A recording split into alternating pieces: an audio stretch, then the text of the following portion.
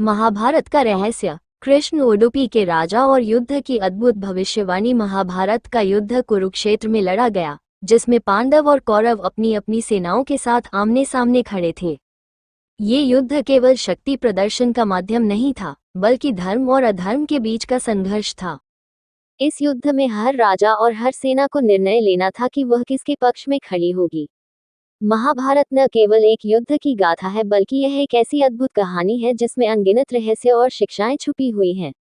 इस लेख में हम महाभारत की एक विशेष कथा पर प्रकाश डालेंगे, जिसमें भगवान कृष्ण और उडुपी के राजा का योगदान अद्वितीय था।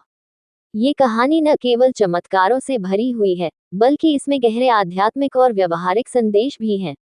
कृष्ण जी की रणनीति और सेना का प्रशिक्षण। महाभारत में श्री कृष्ण का योगदान केवल अर्जुन के सारथी बनने तक सीमित नहीं था।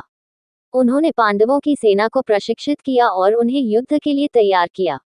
कृष्ण की रणनीति और उनके नेतृत्व में सेना ने महाभारत में महत्वपूर्ण भूमिका निभाई। कृष्ण जी ने कलरीपट्टू, प्राचीन युद्धकला के माध्यम से सैनिकों को प्रशिक्षित किया। ये युद्धकला युद्ध के दौरान सैनिकों को कुशल और सक्षम बनाती थी।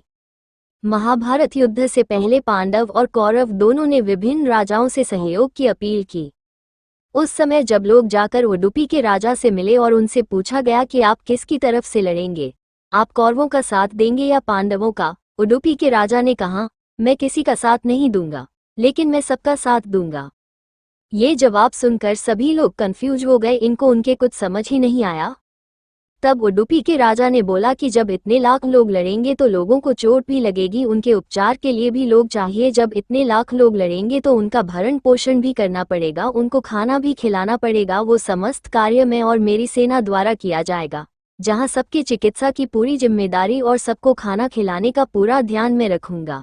युद्ध के दौरान युधिष्ठिर अत्यंत गुस्से में आ गए और उन्होंने अपनी मां को श्राप दिया कि अब से कोई भी महिला अपने पेट में कोई भी बात छुपाकर नहीं रख पाएगी।